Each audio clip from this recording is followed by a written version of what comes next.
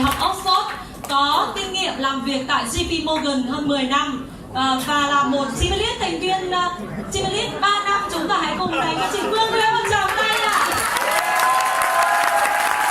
Các anh chị ơi, đây là một người phiên dịch viên, không phải ai cũng mời được đâu các anh chị.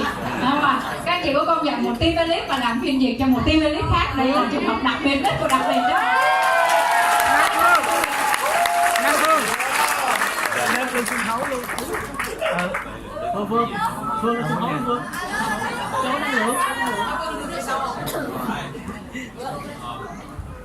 When we met the other day, you said we were just going to meet with people. What's going on?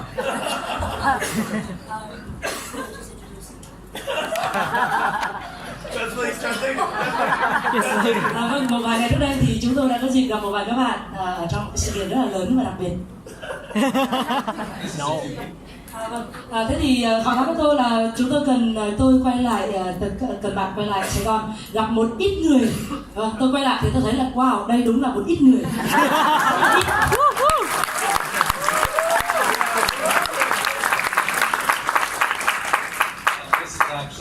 Before I get started, I just like my wife Liz to stand. Vâng, trước khi bắt đầu tôi muốn được giới thiệu vợ của tôi ở trong căn phòng này, đó là chị Liz. It's actually great to have Liz with me. Và cô chính là người đi cùng với tôi khắp nơi trên thế giới này xây dựng một cuộc sống tuyệt vời. For the last 24 years, she's been raising our children. Và trong suốt 24 năm vừa qua, vợ tôi ở nhà để có thể chăm sóc và nuôi dưỡng con cái của chúng tôi. And I think she'll always be raising children. Và tôi nghĩ chắc là cô sẽ luôn luôn có cái thiên sứ đặc biệt đó trong cuộc đời. But she's with me here, and this is our first trip to Vietnam.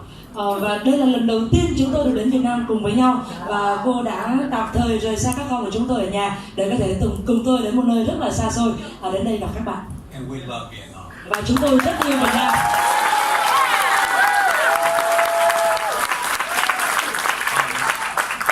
You're going to get a lot of great training because you got so much great leadership in this country.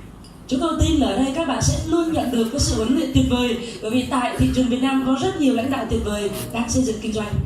Well, what I'd like to do with the time I have with you here today is just kind of talk to you a little bit about our story, but I want to tie some vision in that you could take home with you. Nhưng mà ngày hôm nay với một chút thời gian tôi có cùng các bạn, tôi sẽ chia sẻ câu chuyện của chúng tôi, nhưng cũng lồng ghép vào đó một vài những cái tầm nhìn để chúng ta có thể mang về và xây kinh doanh của mình. First, I want you to understand that you're not here just by chance. Và trước tiên tôi muốn các bạn hiểu một điều là các bạn có mặt ở đây không phải là điều ngẫu nhiên. There's a reason that you and I are drawn to this room tonight. Có một lý do cụ thể vì sao cả bạn và tôi đều được thu hút đến căn phòng này trong tối nay. Whatever mindset that we all possess, cho dù là chúng ta có những cái tư duy gì đang ở trong tâm trí của mình, regardless of our cultures, bất kể chúng ta đến từ những văn hóa khác biệt như thế nào, there's some common thread that ties us together that draws us to this opportunity. Có những cái sợi chỉ rất là mỏng manh nhưng mà nó cực kỳ chặt chẽ, nó gắn kết chúng ta lại với nhau và đưa chúng ta đến cơ hội này và tối nay ngồi đây cùng nhau. And for me, it started as soon as I left high school. Đối với tôi thì cái cơ hội này, cái tầm nhìn này bắt đầu kể từ lúc tôi tốt nghiệp trung học. I got a scholarship to go play baseball at Brigham Young University. Tôi được một cái suất học bổng để có thể chơi môn bóng chày tại trường đại học Brigham. And I remember as I was taking classes there, nothing seemed to make sense to me. Và tôi còn nhớ là tôi vào giảng đường tôi ngồi học, ngày qua ngày tôi thấy không có thứ gì nó chạm được đến trái tim của tôi. I mean, I had a scholarship there, so I was going to do what I needed to do and get my degree. Bởi vì tôi có suất học bổng để vào đó, cho nên tôi vẫn phải làm những gì tôi cần làm để tốt nghiệp và có cái bằng cử nhân. But in the back of my mind, I kept thinking, why? Nhưng mà ở trong sâu tâm trí của tôi cứ tự hỏi là tại sao?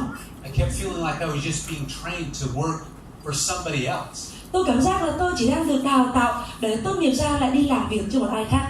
And I always had this problem with authority, with someone telling me what I needed to do. Và từ nhỏ đến lớn tôi không bao giờ thích bị áp đặt. Tôi không thích người khác nói rằng là tôi phải làm gì, phải như thế nào. And whatever jobs I did work, you know, in the summers and otherwise, a boss would tell me something to do. Và lúc mà còn trẻ thì mùa hè tôi hay đi làm thêm, và cứ mỗi lần làm thêm như vậy lại có một ông sếp suốt ngày chỉ đạo là tôi phải làm gì. For some reason, I just kept hearing my father's voice yelling at me. Và không hiểu sao mỗi lần ông sếp nào mà chỉ đạo tôi thì tôi lập tức cảm nhận như là cha tôi đang mắng giết tôi và đang quát tháo tôi vậy. I started to realize that I'm unemployable. Và tôi nhận ra một điều đó là tôi không thể đi làm công ăn lương được. But during school, I got this sales job. Nhưng mà trong lúc tôi còn đang đi học thì tôi tìm được thêm một cái công việc đi bán hàng. And I just worked it part-time. Và lúc đó tôi chỉ làm bán thời gian thôi. And in a short period of time, I was making more money part-time than a lot of the company's full-time guys were. Nhưng mà trong một thời gian rất ngắn các bạn, thì đi làm bán thời gian tôi kiếm được còn nhiều tiền hơn là những người kinh doanh mà đang làm toàn thời gian tại công ty đó. And was able to support my family while going to school at a very good level. Và ngay cả khi còn đang đi học, tôi đã có thể kiếm được thu nhập và chu cấp cho gia đình của mình, sống một cuộc sống rất là thoải mái. I remember thinking, because I had this mindset, maybe I'll go on to be an attorney, I'll go to law school, or maybe I'll be a psychologist. Và tôi cứ nghĩ là có thể mình sẽ trở thành luật sư, học thêm một cái bằng luật, hoặc là sẽ trở thành một nhà tâm lý học chăng. But any attorney I ever talked to hated being an attorney. Nhưng mà tất cả những luật sư mà tôi nói chuyện và trao đổi cùng thì họ đều rất ghét cái công việc luật sư của chính họ. And I did the research on psychologists. Còn tôi thì đi nghiên cứu xem là cái sự nghiệp của các nhà tâm lý học như thế nào. Come to find out, they have the highest rate of suicide of any profession. Và tôi nhận ra một điều là những người làm tâm lý học các bạn thì tỷ lệ tự tử còn cao hơn tất cả những ngành nghề khác. And I thought, maybe I don't want to do that. Và tôi tự nghĩ là chắc là mình không muốn làm nghề này đâu. And so I decided to run and follow the sales game. Và thế thì tôi quyết định là tôi tiếp tục với cái nghề làm bán hàng và nghề làm kinh doanh. Now, after a period of time, I ended up becoming a regional sales manager for that company where I had 15 to 20 salespeople that I recruited and trained and earned overrides on. Và sau một thời gian thì cuối cùng tôi phát triển lên cái vị trí đó là giám đốc bán hàng của khu vực, và tôi tuyển dụng cũng như là quản lý đâu đó từ 15 đến 20 nhân viên kinh doanh trên công ty đó. And so I got this experience of earning income off of commissions. Và lúc đó tôi mới nhận ra sự khác biệt giữa chuyện là nhận lương và giữa chuyện là nhận hoa hồng từ doanh số kinh doanh. But after a period of time, I came to realize it was a little bit of a grind. It was hard for me to keep people because they wouldn't continue to work the business like I would. Mà nhưng sau một thời gian thì tôi nhận ra là đó là một cái vòng xoay rất là cực khổ và khó khăn cho nhiều người. Họ không có đi tiếp một con đường dài giống như tôi đã từng đi. And I found myself in this position where I was wondering, can I keep doing this when I'm 50 and 60 years old? Và đến một thời điểm tôi tự hỏi bản thân là liệu mình có thể tiếp tục cái công việc bán hàng này cho đến lúc mình 50 tuổi hay là 60 tuổi hay không? I had a friend that introduced me to a mentor of his. Thế thì tôi có một người bạn và anh ta giới thiệu tôi đến một cơ hội khác. And this guy was in the latter stages of his life. Và lúc này thì người bạn này cũng rất là lớn tuổi rồi, ở phần cuối cuộc đời của mình rồi. Very successful, owned an insurance company. Và ông sở hữu một cái công ty bảo hiểm rất là thành công. And I remember we sat down and he says, tell me about your life. Tôi nhớ là chúng tôi ngồi xuống nói chuyện và ông ta hỏi tôi là cậu kể cho tôi nghe về cuộc sống của cậu đi. And I kind of told him about how, I didn't find what I was looking for in college, and so I decided I was just going to be a salesman. Và tôi còn nhớ là tôi kể toàn bộ câu chuyện là đi học và tôi tìm mãi không thấy sự nghiệp của mình. Cuối cùng tôi quyết định thôi làm nghề bán hàng. And he could tell by that phrase, just going to be a salesman, was almost like I was apologizing for this path I had taken. Và qua cái cụm từ mà tôi dùng các bạn, đó là tôi quyết định là thôi tôi chỉ là một người bán hàng thôi, thì nghe giống như là tôi đang tự xin lỗi vì mình đã lựa chọn cái con đường sự nghiệp này. And I remember he got a little bit of a smile on his face. Và tôi còn nhớ lúc đó ông hơi mỉm cười một chút. And he leaned forward and he says, let me tell you something, young man, about your chosen profession. Và thế thì ông ta hơi trồm về phía trước và bảo là cậu trai trẻ à, để tôi kể cho cậu nghe khi mà cậu chọn cái ngành nghề này là cậu đang chọn cái gì. He says, without salespeople, this world would come to a grinding halt. Ông bảo là nếu thế giới này không có người bán hàng thì cái trái đất này nó sẽ ngừng lại và nó không quay được nữa. From the food we eat to the clothes on our back to everything that we possess, a salesman was involved in the process.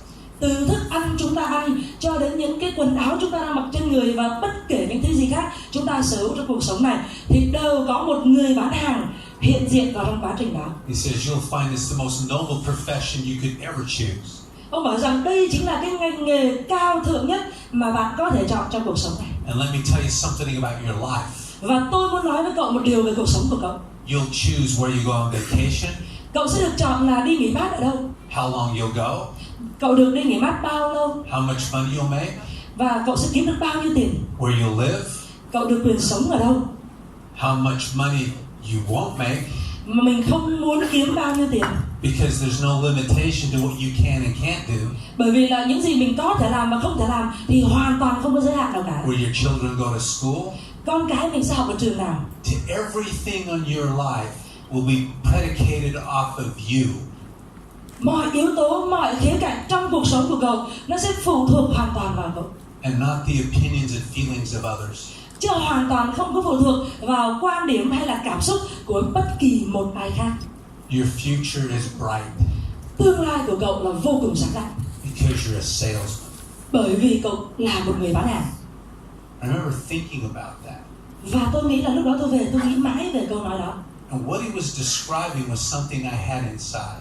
Và những gì mà ông ta mô tả chính là một thứ tôi có sẵn bên trong mình. He was describing a life on my own terms. Ông đang mô tả một cuộc sống mà tôi được toàn quyền thiết kế theo cái ý thích riêng của mình. A life where I dictate what it is I'm going to do. Một cái cuộc sống mà tôi được hoàn toàn quyết định và kiểm soát là mình sẽ làm gì. Not because I'm told to do so, Không phải vì ai đó bảo tôi phải làm, or because I have to answer to my boss, hoặc là vì tôi phải trả lời, phải nghe lời của lệnh của sếp. or because I just have to do something to get money to put food on the table. Không đơn thuần chỉ làm việc để kiếm tiền để mỗi ngày gia đình có cơm ăn áo mặc, But because I had the ability to choose. mà bởi vì tôi có khả năng được lựa chọn. That is what excited me. Và đó là thứ cho tôi một cái sự hào hứng và phấn khích tuyệt vời. Now, as time would have it, Và vì theo thời gian, Liz and I got married about 30 years ago. khoảng 30 năm trước thì chị Liz và tôi cưới nhau. And it was interesting because my journey to Nu Skin started when I was maybe 2 or 3 years old. Và rất là thú vị các bạn, bởi vì hành trình để mà tôi đến với Nu Skin thì chắc là bắt đầu từ khi tôi mới 2 hoặc là 3 tuổi thôi. I didn't know it, but it did. Lúc đó tôi chưa biết đâu, nhưng mà thật sự nó đã bắt đầu từ lúc đó các bạn. See, back in the 60s, my mother was a cosmetologist in a wig salon with a woman named Clara McDermott. Vào những năm 60 thì mẹ tôi là một chuyên viên thẩm mỹ và cô làm việc trong một cái salon làm đẹp mà lúc đó cô biết đến một người phụ nữ tên là Clara McDermott. Now, if you don't know who Clara is, she is the only person that Nu Skin has sponsored directly to the company. Nếu như mà ở đây một số anh chị em chúng ta không quen thuộc với cái tên này ạ, thì cô Clara McDermott là người nhà phân phối đầu tiên, nguyên thủy và duy nhất mà công ty Nu Skin bảo trợ trực tiếp. She is the mother of all of us. Tức là cô ấy ký một cái hợp đồng nhà phân phối trực tiếp với công ty Nu Skin và cô ấy chính là bà cố, là mẹ của tất cả chúng ta.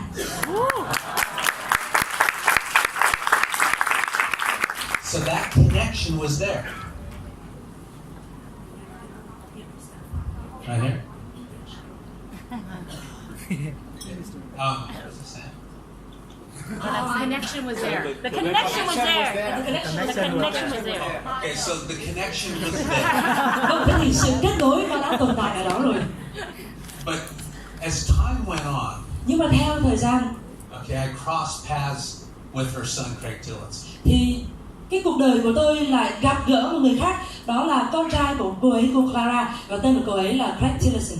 And right around the time I was getting engaged to Liz, Và vào cái khoảng thời gian mà tôi bắt đầu đính hôn với chị Liz, Clara and Craig were just starting with Nu Skin thì đó là khoảng thời gian mà cô Clara và anh Craig bắt đầu hợp tác kinh doanh cùng Nu Skin. as the founding distributors. Và họ được gọi là các nhà phân phối sáng lập. And because of this connection with Clara, Clara asked me, Jeff, I am looking for an executive assistant. If you have anyone to recommend, I'd like to talk to them.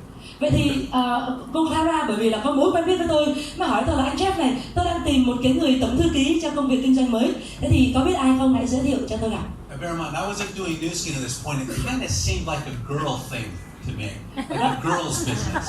Mà cái thời đó là tôi chưa làm Nu Skin ạ, tại vì tôi nhìn kinh doanh Nu Skin tôi nghĩ là chắc cái này dành cho mấy chị em phụ nữ. Okay. So I said, you know what? There's this girl named Liz that I'm going to get engaged to. You need to talk to her. Thế thì tôi mới nói với cô Clara là có một người phụ nữ rất là tuyệt vời, tên là Liz, tôi chuẩn bị đính hôn với cô ấy, cho nên là cô đến gặp cô Liz. And Clara interviewed Liz and hired her on the spot. Thế thì cô Clara đến phỏng vấn cô Liz và thuê cô làm tổng thư ký ngay tại chỗ luôn. And so back in Nu Skin's genesis, if you ever talked to Nu Skin, you couldn't talk to Clara without first going through Liz. Cho nên là cái thời đấy á, vào những ngày đầu tiên nếu như mà muốn nói chuyện với cô Clara hoặc là Nuskin ấy, thì không bao giờ được quyền tiếp cận trừ khi là phải đi thông qua cô Liz. Okay, so Liz and I got married. Thế thì cô Liz và tôi cưới nhau. And she would come home and she started to tell me about things that she heard about at the office. Và cứ mỗi ngày về thì chị Liz lại kể cho tôi nghe về những cái chuyện mà chị ấy nghe thấy ở tại văn phòng chị làm. About the income of the Blue Diamonds that had just started and were the early pioneers. Và về thu nhập của những người Blue Diamond là những người nhà phân phối đầu tiên, là những người có thể gọi là cầm đuốc khai phá con đường thời đó. She said, Jeff, this guy's making this much money and you're better than him. Và chị Liz cứ về nói là Jeff ơi, ôi cái người này họ kiếm từng này tiền này mà anh thì giỏi hơn anh đó là chắc. I'm like, Liz, you're mistaken. Those guys don't make that kind of money.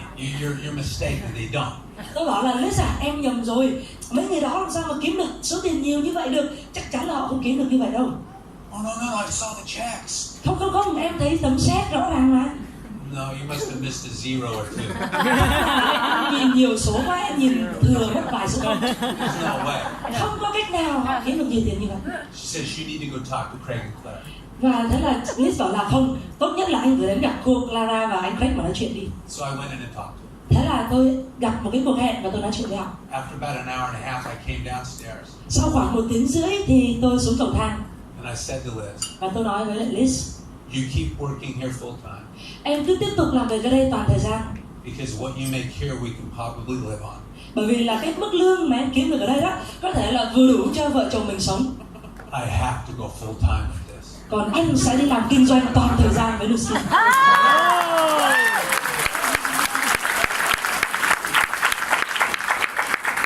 Now what Craig said to me at that time is, Jeff, we're at the point in the United States we're going to go from small to big. Và lúc đó Craig nói với tôi một điều, anh Jeff à, tại thị trường Mỹ bây giờ cái thời điểm này là từ nhỏ chúng ta có thể đi một phát lên ngay một thị trường cực kỳ to lớn. And at the time, I was working closely with another guy in the real estate industry. His name was Nathan Ricks. Và lúc đó tôi làm việc với một người đồng nghiệp khác và chúng tôi làm việc rất chặt chẽ với nhau trong ngành bất động sản và tên của anh ta là Nathan Ricks. Okay. Now Nathan and his partner Scott were in the real estate business and had a lot of financial holdings. Và lúc đó thì anh Nathan có một người đối tác kinh doanh là anh Scott, họ làm ở trong bất động sản và họ sở hữu rất là nhiều bất động sản cũng như là nhiều danh mục đầu tư. His partner Scott happened to be Craig's brother, which is Clara's other son. Và thế thì cái anh Scott đấy lại là anh họ của Craig, tức là con hình như là cùng mẹ khác cha của cô Clara. And so as Craig talked to me, I realized I'm going to do this. He simply went to those guys and he said, look, Jeff is going to sponsor under you guys if you decide to do it right now. Thế thì khi mà Craig nói chuyện với tôi, nhận ra là tôi chấp nhận làm kinh doanh toàn thời gian, thì anh Craig mới đến gặp hai người đó là anh Nathan và anh Scott và bảo là này, anh Jeff sẽ làm toàn thời gian đấy, anh sẽ là tuyến dưới với các anh với điều kiện là các anh đăng ký nhà phân phối ngay bây giờ. If you don't, Còn nếu các anh không ký, I'm sponsoring first level and we're just going to go work the business and forget you guys. thì tôi sẽ ký luôn anh Jeff làm tuyến dưới trực tiếp và chúng tôi đi xây dựng kinh doanh và quên thẳng mấy anh luôn. Now if you know anything about Nathan, Và nếu các bạn có biết một chút gì đó về Nathan, he doesn't want to miss anything. đó là anh không bao giờ muốn bỏ lỡ bất kỳ một cái gì hết. So they figured a way to do new skin. They said, okay, we're going to do it too. Thế thì cuối cùng họ tìm mọi cách và bảo là không sao, chúng tôi cũng sẽ làm new skin. So Liz and I set big goals. Thế là lúc đó Liz và tôi chúng tôi đặt ra những mục tiêu rất lớn. Based off what Craig was doing, I said, you know what? I think we can make $20,000 a month in the first year. Dựa trên những gì chúng tôi thấy anh Craig đang làm thì chúng tôi đặt mục tiêu đó là trong năm đầu tiên chúng ta sẽ kiếm được $20,000 một tháng. I think we can be a blue diamond in the first year. Và chỉ trong năm đầu tiên thôi, anh nghĩ là chúng mình có thể trở thành Blue Diamond ngay. Now I was naive. I didn't know. I was dreaming big. Và lúc đó tôi rất là ngây thơ, tôi không biết gì cả, tôi chỉ đơn thuần là mơ lớn thôi. But you have to dream big. Nhưng mà các bạn phải mơ lớn. Because I've learned a lot since then. Bởi vì là từ cái khoảnh khắc tôi mơ lớn thì tôi học được rất nhiều bài học. You can use this vehicle to achieve anything you believe you can. Bạn có thể dùng cái phương tiện này để đạt được bất kỳ thứ gì trong cuộc sống này mà bạn muốn. And I wrote my goals and I stuck them on the fridge where I get food, and I stuck them on the mirror where I shaved in the morning, and I stuck them on the drawer on my desk where I was on the phone.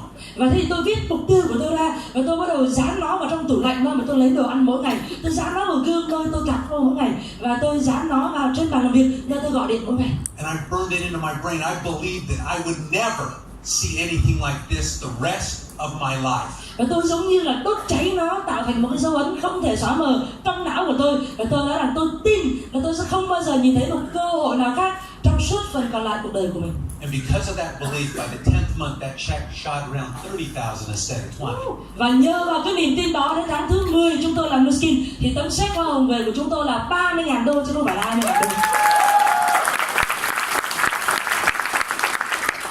We hit Blue Diamond in the 13th month. Và đến tháng thứ 13 thì chúng tôi trở thành Blue Diamond. And as I look back on that, and I come to understand what took place, Và tôi nhìn lại cái khoảng thời gian đó thì tôi mới bắt đầu hiểu ra là chuyện gì nó xảy ra. I just followed the advice of what Craig told me. Tôi chỉ làm theo những cái lời khuyên mà anh Craig đã trao cho tôi. And what he said is, Jeff, we're going to go from where we are right now. We're going to go through momentum, and you have one gear, and it is full throttle. Và anh Craig nói một điều thôi, đó là Jeff, chúng ta đang ở nơi này, chúng ta sẽ đi đến một cái thị trường bùng nổ. Anh chỉ có một số thôi, chiếc xe này có một số thôi, và mình phải đi hết số đó. And I share the same sentiment with you. Và tôi cũng muốn chia sẻ cái ý tưởng này với các bạn. I don't care if you're part-time or full-time. Tôi không quan tâm là các bạn đang làm bán thời gian hay là toàn thời gian. There's one gear, Chỉ có một số trên con xe này thôi các bạn. and it's full throttle. Và đó là đi hết ga, đi hết cỡ. Yes. Do not pace yourself. Đừng có tự làm chậm bản thân mình lại. Do not think it's going to wait for you. Đừng nghĩ rằng cơ hội này sẽ chờ bạn. You do not have that opportunity. You have to take every moment you have right now and condense time. Bạn không có một cơ hội khác đâu, và bạn phải dùng toàn bộ thời gian và khoảnh khắc ngay bây giờ, và chúng ta phải thu ngắn cái khoảng thời gian đến thành công của mình lại. See, the effort it's taken in this market to get to 50 million, Các bạn thấy là những cái nỗ lực chúng ta đã phải bỏ ra để cái thị trường Việt Nam chúng ta đạt được đến con số dân số là 50 triệu đô gì ạ? it's been several years. Là vài năm rồi đúng không các bạn? But we've got strong leaders throughout the market now. Và bây giờ trên khắp thị trường Việt Nam chúng ta đã có những nhà lãnh đạo kinh doanh rất mạnh mẽ. And what you're going to witness in the next 12 months Và chỉ trong 12 tháng tới thôi, is a doubling effect. các bạn sẽ nhìn thấy và sẽ chứng kiến cái hiệu ứng tăng gấp đôi. It's going to 100 million, just like that. Chỉ trong một cái búng tay thôi các bạn, là từ 50 triệu nó sẽ trở thành 100 triệu trong chớp mắt. Now let me tell you about this thing we call this business. Và tôi muốn nói với các bạn những cái khái niệm căn bản về cái kinh doanh này. It's like an animal. Nó giống như một con thú vậy các bạn. It has no feelings. Nó không có cảm xúc. It doesn't know you're in my name. Không có biết tên các bạn, cũng không biết tên của tôi. It doesn't care what excuse you have. Không quan tâm là bạn có viện cớ gì. It could care less. Không quan tâm một chút nào luôn các bạn. All it knows is it's going to 100 million this year. Nó chỉ cần biết là năm nay tôi sẽ lên 100 triệu đô. All that matters to it is that. It doesn't care who's involved. Tất cả những gì quan trọng với cái kinh doanh này đó là tôi thành 100 triệu đô, còn nó không quan tâm là ai tham gia và ai không. So the burden rests on your and my shoulders. Cho nên gánh nặng ở đây là nó nằm trên vai bạn và trên vai tôi. We have to arrange our life Chúng ta phải sắp xếp cuộc sống của mình to be momentum friendly để làm sao chúng ta đi sát với lại xu hướng và đà của thị trường. and make this business a priority, part-time or full. Và chúng ta phải biến kinh doanh này thành ưu tiên trong cuộc sống của chúng ta, cho dù các bạn là bán hay là toàn thời gian. As you commit for this next year to open the throttle Bởi vì khi các bạn cam kết trong 12 tháng tới nay đi hết ga của mình and position yourself in that growth window, và định vị để làm sao mình bắt kịp cái làn sóng tăng trưởng đó. just like Liz and I did in the United States when we first started. Cũng giống như là chị Liz và tôi đã làm ở Mỹ vào cái thời đầu tiên vậy. You see, because our story is the first month we sponsored 18 people. Bởi vì câu chuyện của chúng tôi là trong tháng đầu tiên chúng tôi tuyển dụng 18 người. These were not free sign-ups. They were $1,500 a sign-up. Và đây không phải là những người đăng ký miễn phí là có mã số các bạn, mà mỗi người vào để có một mã số là trả một cái phí là 1.500 đô la Mỹ. So that meant we had to talk to a lot more than 18. Và điều đó có nghĩa là chúng tôi đã phải nói chuyện với nhiều hơn là 18 người. Now, out of the 18 we sponsored, 6 filed the LOIs. Và trong số 18 người chúng tôi tuyển dụng bảo trợ đó thì 6 người đã ký cái lá đơn LOI. Craig and us would talk to those 6 and said, we need to be in front of 10 of your best last names. Thế thì lúc đó anh Craig và tôi nói chuyện với lại 6 người đó và nói là các bạn cần đưa cho chúng tôi 10 người mối quan hệ chất lượng nhất của các bạn. So meeting after meeting after meeting, call after call after call. Gặp cuộc gặp này, hết cuộc gặp này, hết cuộc gặp khác các bạn, và hết cuộc điện thoại này đến cuộc điện thoại khác, liên tục. You do the same here, but now you can even send videos, you can send information online, you can do all kinds of things to transmit information just like that. Và ngày nay chúng ta cũng làm tương tự như vậy đúng không ạ? Nhưng mà chúng ta thuận lợi hơn rất là nhiều. Có thể gửi video, có thể nhắn tin, làm online mọi cách để truyền tin đi. See, so the acceleration of what I'm describing to you is multiplied many times fold. Cho nên là cái con số mà nó đang giúp cho các bạn tăng trưởng cái kinh doanh này, nó đang tăng rất là nhiều lần theo cấp số nhân các bạn. And what could be achieved 30 years ago when I started can be multiplied many times more now because of the effect of technology on that. Tất cả những gì chúng tôi đã làm được trong 23 năm vừa qua thì ngày nay các bạn có thể làm gấp nhiều lần nhờ vào công nghệ. See, Craig used to tell me it's like hot molecules. You got to find hot molecules that stimulate others, and before you know it, you get this nuclear explosion. Và giống như anh Craig hay giải thích với tôi đó là tìm các cái phân tử mà nó rất là nóng bỏng. Tại vì phân tử nóng là các phân tử khác sẽ lây cái nhiệt đó, và trước khi mình biết thì chúng ta đã có một cái nhà máy hạt nhân và nó sẽ bùng nổ. And that's what we did is we worked with people that introduced to another one. We always were looking for someone better than the one we talked to. And boom, we need to talk to your people. We just kept doing that. Before you knew it, we had so much activity like Alan described, I couldn't help everybody. Và chúng tôi làm y hệt như thế các bạn. Chúng tôi cứ gặp những người, ai mà sẽ cho chúng tôi gặp thêm người khác. Gặp ai chúng tôi cũng nói là chúng tôi muốn gặp người quen của các bạn. Và như thế họ lại tiếp tục giới thiệu chúng tôi đi. Và rồi đến một lúc giống như Alan nói, nhanh tới mức mà nó quá đông đi, tôi không thể giúp tất cả mọi người nữa. And I just simply told them, hey look, I'm not trying to be mean to you, but unless you've got people for me to talk to, I'm talking to someone else. I've got so many people that need my help, I'm going where there's people. And so you need to tell me where you're at, where your people are, we'll come and see them. Và tôi phải nói với họ là này, tôi không có cố tình là xấu với anh đâu, nhưng mà bây giờ tôi quá bận đi, tôi chỉ muốn nói chuyện với ai mà sẽ đưa thêm người đến gặp tôi. Cho nên trừ khi anh đưa người đến gặp tôi thì bây giờ tôi phải đi nói chuyện cho người khác. And you better be calling me because I don't have time to call. Và bạn muốn thành công thì phải gọi điện cho tôi, tại vì tôi không có thời gian đi gọi điện cho bạn đâu. And people stepped up. Và thế thì người ta bắt đầu trưởng thành. People took ownership. Người ta bắt đầu tìm cách sở hữu công việc của chính mình. People grew into those positions. Và người ta phát triển, người ta lớn lên và trở thành những nhà lãnh đạo. The next month I sponsored 5 more. Tháng tiếp theo tôi bảo trợ thêm 5 người nữa. And 5 more the next month. Tháng tiếp theo 5 người nữa. And for the next 12 to 18 months, I sponsored more people first level than I've sponsored to myself in the last 29 years. Và các bạn biết là trong chỉ có 12 đến 18 tháng đầu tiên ấy, thì tôi bảo trợ hàng ngang trực tiếp của tôi còn nhiều hơn tổng số người mà tôi bảo trợ trong 29 năm vừa qua cộng lại. Let me say that again to you. Tôi muốn lặp lại điều này thêm một lần nữa các bạn. In the first 12 to 18 months, I sponsored more people first level to us than I've ever sponsored ever since. Có nghĩa là tôi tuyển dụng và bảo trợ trong 12 đến 18 tháng đầu tiên, cái số người đó nó lớn hơn cái số người mà 29 năm sau đó tôi bảo trợ đó. See, here's what I've noticed about a lot of people that start our business today. Tôi để ý thấy một điều về rất là nhiều những cái người mà bắt đầu làm kinh doanh với lại Nuskin chúng ta ngày nay. They don't have the perspective I have. Họ không có cái tầm nhìn giống như tôi thời đó. They don't know what they're setting in motion. Họ không biết là họ đang bắt đầu khởi động một cái cỗ máy như thế nào. There's probably some in this room that you're just kind of strolling through this thinking that, yeah, I'll make this work, I'll try it. Có thể là ai đó trong khán phòng này chúng ta chỉ đơn thuần là đi dạo thôi, ngắm nhìn thôi, và mình bảo là thử xem, chắc là cũng được. I didn't feel that way. Lúc bắt đầu tôi không hề cảm thấy như You vậy. know how I felt? Các bạn biết lúc bắt đầu tôi cảm thấy như thế nào không? My life is on the line. Cuộc sống của tôi là nằm ở đây, sống hoặc chết, đây là ranh giới. If I don't take advantage of this, Nếu như mà tôi không nắm lấy khoảnh khắc đó ngay lúc này, my life, my future is on the line. thì cuộc sống của tôi, tương lai của tôi hoàn toàn có thể vượt khỏi tay tôi. And if I don't maximize the time I've been given right now, Và nếu tôi không tận dụng tối đa cái thời gian tôi đang có ngay bây giờ, I will regret this for the rest of my life. thì tôi sẽ hối hận suốt cả một phần đời còn lại. Now, you want success here? Get that in your head. Nếu như mà bạn muốn thành công ở đây thì bạn phải nghĩ như vậy trong tâm trí của mình. Because the second you think like that, Bởi vì là vào cái giây phút bạn bắt đầu nghĩ như vậy, the switch goes like that. thì gần như là chúng ta vừa mới bật một cái công tắc các bạn. You know, it's interesting. I remember the first time Alan introduced me to Terry too. Tôi nhớ cái lần đầu tiên mà Alan giới thiệu tôi đến gặp chị Terry từ. She had this crazed look in her eye. Chị có một cái ánh nhìn phải nói là điên cuồng ở trong ánh mắt của chị. I didn't even know Terry. Và lúc đó là tôi còn không biết chị Terry là ai. But I knew the look. Nhưng mà tôi biết đó là cái ánh nhìn gì. Because I've seen the look in my own eyes as I look in the mirror. Bởi vì tôi đã nhìn thấy ánh nhìn đó trong mắt của mình khi tôi soi gương mỗi sáng. It was that look of my life has brought me to this moment.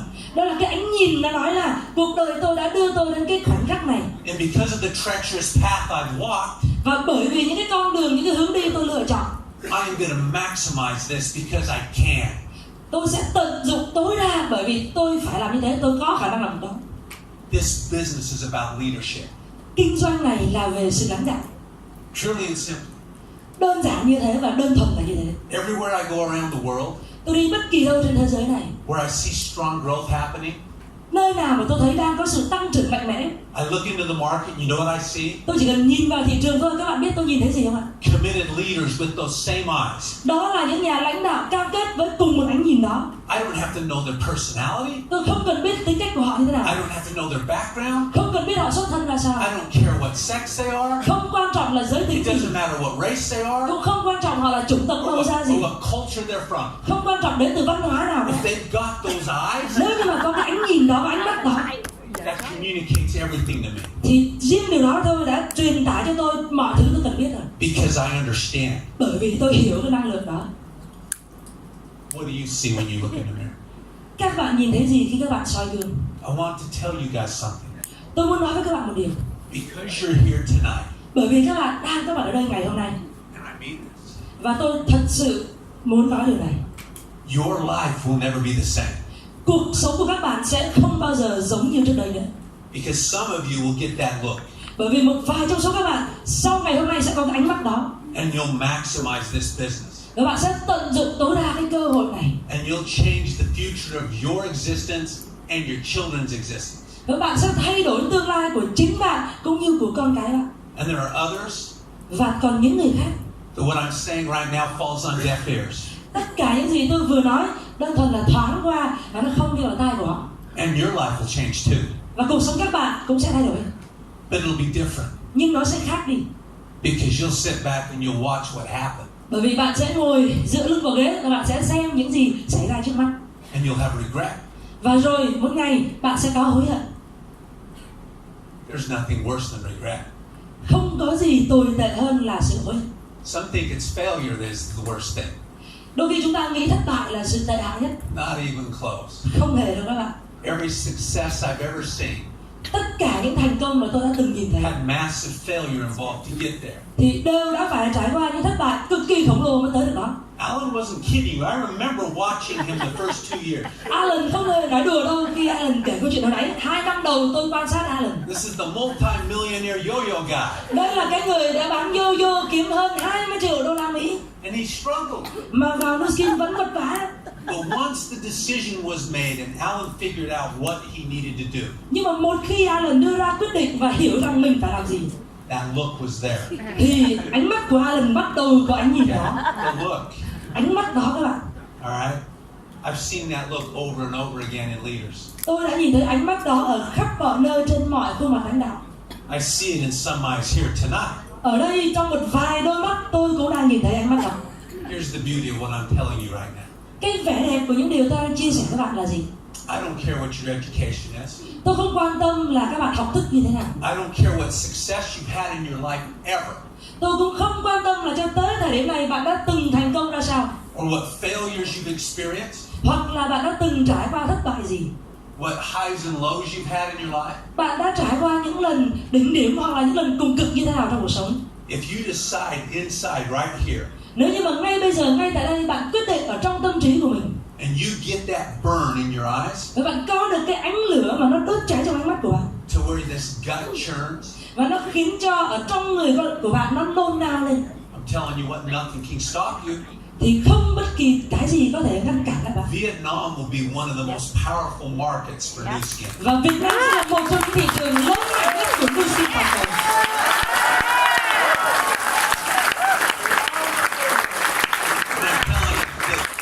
Leadership I see in gestation right now, this last week, as I've had meetings with various groups. Tôi muốn nói với các bạn một điều, đó là những cái nhà lãnh đạo kinh doanh tại Việt Nam trong suốt một tuần vừa qua tôi gặp được rất là nhiều nhóm. I recognize strength and power when I feel it. tôi luôn luôn có thể nhận ra sức mạnh và quyền năng nó nằm ở đâu khi mà tôi cảm nhận nó. And it's just oozing here. Và ở Việt Nam thì phải nói là nó tràn đầy, nó tràn ngập ở khắp nơi. But potential means nothing Nhưng mà tiềm năng nó không có ý nghĩa gì đâu các bạn. until commitment and action takes place. Cho đến khi chúng ta có sự cam kết và có hành động. Okay? Here's the deal. Đây là mấu chốt các bạn.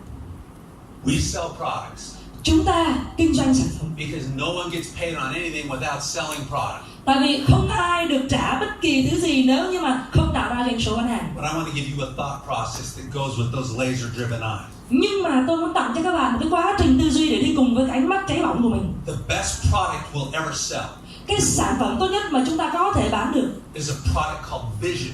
đó là cái sản phẩm tên là tầm nhìn. Here's what's going to happen over the course of the next, several years in this market. Và trong vài năm nữa thôi thì đây là những điều sẽ xảy ra tại thị trường Việt Nam. See, this business is just like fishing. Cái kinh doanh này cũng giống như chúng ta đi câu cá. Okay? If I'm standing here and this is the shore and there's the water, Nếu như mà tôi đang đứng ở đây, đây là bãi biển và kia là bãi nước và kia là nước biển. and let's say Terry and I are fishing, Và giả sử như tôi và chị Terry đang đi câu cá cùng nhau. and Terry's casting her line, she's casting her line, she's casting her Và line. chị Terry là cứ thế quăng cần câu đúng không ạ? Quăng dây câu. Okay, she's catching the fish, pulling them in. Và đang bắt được cá và đang đưa cá vào bờ, kéo cá vào bờ. And I'm doing the same thing. Tôi cũng Same đang quăng cần câu làm y hệt như thế. Same effort. Tức là cùng một nỗ lực. And I'm catching fish too. Tôi cũng bắt được cá. Same effort. But you know what? Cùng một nỗ lực, nhưng mà biết không ạ? It's not the effort. Không phải vấn đề là nỗ lực, What's on the hook? mà quan trọng là chúng ta móc cái gì ở trên cái móc câu. What is the bait you're fishing with? Chúng ta đang câu cá bằng con mồi gì? Okay? Now, the big fish Những con cá lớn rarely bite the product hook. ít khi nào cắn cái mồi câu sản phẩm. They don't make the connection between a tube of toothpaste. Tại vì họ không có được một cái sự cảm nhận hay kết nối mạnh mẽ gì với một cây kem đánh răng. And a big bank account. Tức là họ không nhìn thấy được sự liên hệ, sự liên quan giữa một cái kem đánh răng và một tài khoản nhiều tiền. But that doesn't mean that selling the toothpaste is not something we all do. We all do. We all use it. We all sell it. We all spread the word. Điều đó không có nghĩa là chúng ta không bắt đầu bán những cái sản phẩm nhỏ bé như là kem đánh răng đúng không ạ? Tất cả chúng ta đều làm giống nhau. But we also cast our hook out there and we bait it with vision. Nhưng mà bên cạnh cái mồi câu sản phẩm thì chúng ta cũng phải quăng cái mồi câu tầm nhìn ra ngoài kia. And if I'm in this market right now and I'm fishing, here's what I'm saying. Và nếu như tôi ở trong thị trường này và tôi đang đi câu cá thì đây là điều tôi sẽ nói. Alan, I don't know what you're doing with yourself right now. Alan, tôi không biết anh đang làm gì ngay bây giờ. I'm sure whatever you're going to do, you're going to be successful at. Tôi tin là anh có làm gì anh cũng sẽ thành công thôi. But I'm telling you what, Nhưng mà tôi muốn nói với anh một điều. our company's grown to 50 million a year right now. Công ty của chúng tôi đang ở 50 triệu đô la Mỹ một năm ngay bây giờ. It's going to 100 million this year alone. Và chỉ trong năm nay thôi sẽ tăng lên 100 triệu đô la Mỹ. We'll do hundreds of millions of dollars in Vietnam in a short time frame here. Và trong một thời gian rất ngắn thôi chúng ta sẽ tạo ra một cái thị trường hàng trăm triệu đô la Mỹ. Half of that's paid back in commissions. Và hết một nửa số đó được trả ra thành hoa hồng. And we are going to change the lives of so many people in Vietnam. Và chúng ta sẽ thay đổi rất nhiều cuộc đời tại Việt Nam này. I know you're busy doing what you're doing. Tôi biết anh đang rất là bận với công việc hiện tại của anh. But you owe it to yourself to see what's going on here before it's too late. Nhưng mà anh nợ mình một lần xem cơ hội kinh doanh này là gì trước khi quá trễ. Now, if Alan's at 12 o'clock meeting, his life has brought him to a point where he's looking for something like those of us in this room. Và nếu như mà Alan đang ở một cái điểm đó là 12 giờ, tức là cuộc sống và cuộc đời của anh ta đã đưa anh ta đến một cái điểm đi tìm kiếm những cái điều mà chúng ta trong căn phòng này cũng đang đi tìm kiếm. He's going to come into the business with a big vision. Thì anh sẽ bước chân vào cơ hội kinh doanh này với một tầm nhìn cực kỳ lớn. Because now I've hooked the big fish. Bởi vì bây giờ tôi đã bắt được con cá lớn. And guess what? Và các bạn biết chuyện gì xảy ra không? Big fish know other big fish. Thì cá lớn sẽ biết những con cá lớn khác. Okay? Now I may catch a minnow. Có thể là tôi sẽ bắt được một con cá bé. And that's okay. Không sao cả. We need minnows too. Chúng ta cũng cần có cá bé ở trong hệ sinh thái của chúng ta. Okay? Okay, But I không ạ? keep casting for the Nhưng mà big fish. tôi tiếp tục quăng mồi tầm nhìn để có thể bắt được cá lớn. So my point is this. Thế thì cái điểm mấu chốt tôi muốn chia sẻ là như thế này. Know what kind of fish you're looking for. Hãy biết là các bạn đang đi tìm kiếm loại cá gì. Because success doesn't happen by accident. Bởi vì thành công không bao giờ là một ngẫu nhiên, It happens by design. mà nó là một thứ chúng ta thiết kế ra. And trust me, I've had this conversation for 30 years with countless people. Và các bạn hãy tin tôi đi, tôi đã nói câu chuyện này trong suốt 30 năm qua với hàng ngàn người, con số tôi không đếm được nữa. Some have listened Một vài người nghe lời tôi and some have not. và một vài người không nghe. But the truth remains the same through decades of this business. Nhưng mà sự thật thì vẫn như vậy trong suốt hàng thập kỷ của kinh doanh này. What I want you to know Cái điều mà tôi muốn các bạn ở đây biết is that Vietnam đó là Việt Nam will never be at $50 million a year again. sẽ không bao giờ là thị trường 50 triệu đô la Mỹ thêm một lần nữa. That time has passed. Cái khoảng thời gian đó qua rồi các bạn. It's going straight up. Bây giờ chỉ có đi thẳng lên thôi. The only question is, Câu hỏi duy nhất là who's going to be the leadership? ai sẽ là cái nhà lãnh đạo? You're in the right place at the right time.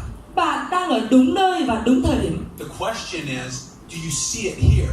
Câu hỏi là các bạn có nhìn thấy điều đó ở đây hay không? Because if you see it here Bởi vì nếu các bạn nhìn thấy điều đó ở đây and it comes into your heart, và nó vào trong trái tim của bạn, then you become unstoppable. thì khi đó không thứ gì có thể ngăn cản bạn. Now let me close with this thought. Và tôi muốn kết thúc bằng cái suy nghĩ này. There's so many people that are out there, they see a team leader or blue dime, for some reason they think that, oh, those guys are somehow better than us. Và ở bên cạnh chúng ta, xung quanh chúng ta có rất là nhiều Blue Diamond và Team Elite. Và đôi khi chúng ta nghĩ là những người như thế họ giỏi hơn mình. No way. Không đâu các bạn. All the blue diamonds and team elite have come from just normal circumstances. Tất cả những người Blue Diamond và Team Elite cũng đến từ những cái xuất thân cực kỳ bình dị mà thôi. And maybe we're at different starting points as we enter the business because of certain paths that we've had to travel in our life.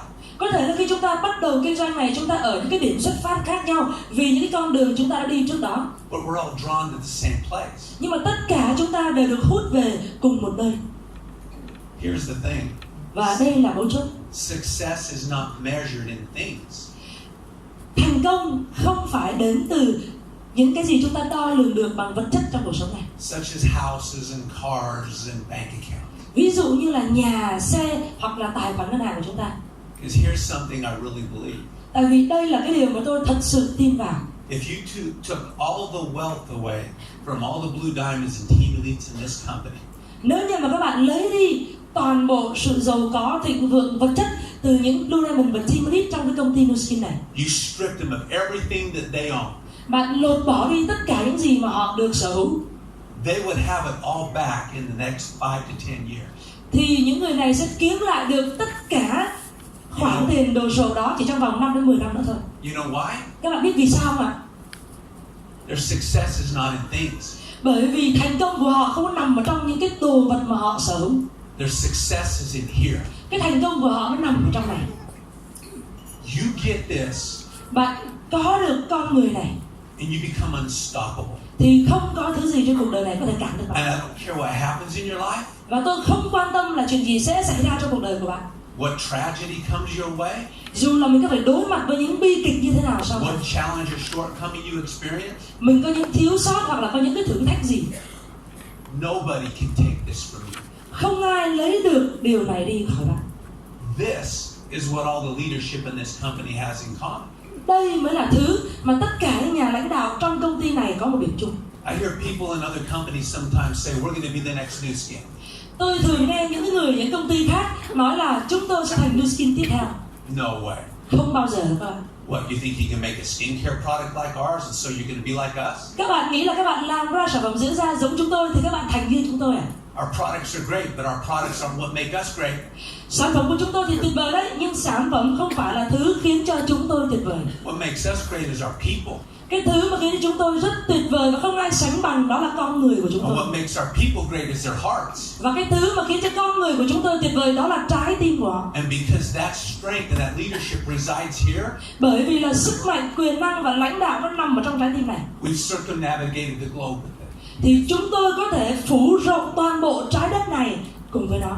Now let me bring this back to Clara McDermott. Và tôi muốn đưa câu chuyện này quay lại cô Clara McDermott. Clara is getting older.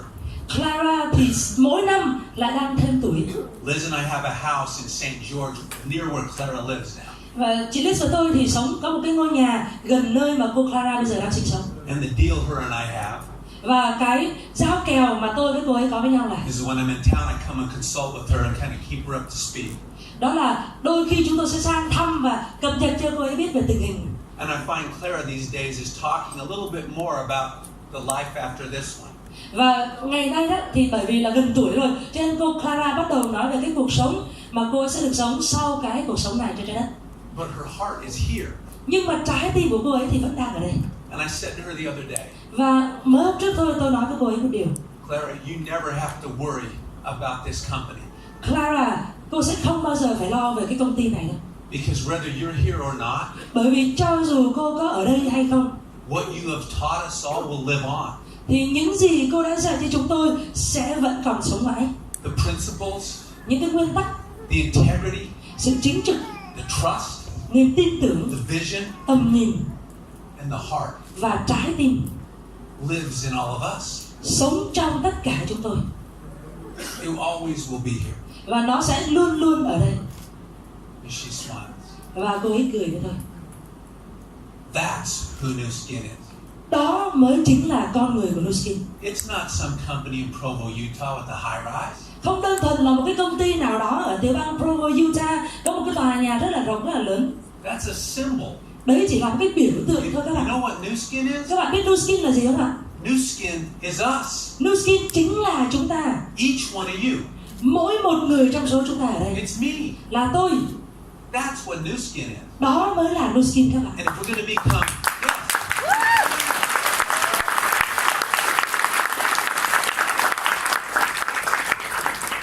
And we talk all the time, we're hearing 10 billion a year, right? Và chúng ta nói suốt đúng không ạ? Về cái mục tiêu lớn tiếp theo đó là 10 tỷ đô một năm. We know this market will do hundreds of millions. Chúng tôi biết là riêng thị trường Việt Nam thôi sẽ làm hàng trăm triệu đô la Mỹ. But it'll do it because we decide it's going to do it. Nhưng mà thị trường sẽ làm được điều đó chỉ khi chúng ta quyết định là chúng ta làm điều đó. It'll do it because we take it in here. Thị trường làm điều đó bởi vì chúng ta giữ mục tiêu đó trong trái tim của mình. And because that energy that's here Và vì cái năng lượng đó nó nằm ở đây. is transferred out to all that we meet and we throw that energy into the market. Và nó được chia sẻ cho bất kỳ ai mà được gặp chúng ta. Và chúng ta truyền cái năng lượng này vào trong thị trường. Just like a great fisherman Giống như là một nhà câu cá đại tài. will attract all the people that think our way, our direction. Sẽ thu hút tất cả những người cùng tầm nhìn và cùng giá trị với chúng ta. We will become the largest direct sales company in the world one day. Một ngày nào đó chúng ta sẽ trở thành công ty bán hàng trực tiếp hàng đầu thế giới. Because the principles are there. Bởi vì nguyên tắc nó đã ở sẵn đó rồi. The products are there. Sản phẩm có sẵn ở đó rồi. But more importantly, the heart of the leadership Quan trọng hơn cả, trái tim của những nhà lãnh đạo is the key to everything I just said. là chìa khóa cho tất cả những gì mà tôi vừa mới chia sẻ. So trust me when I say this. Cho nên tôi muốn các bạn tin tôi khi tôi nói điều này. Do not waste one minute. Đừng lãng phí bất kỳ giây phút nào.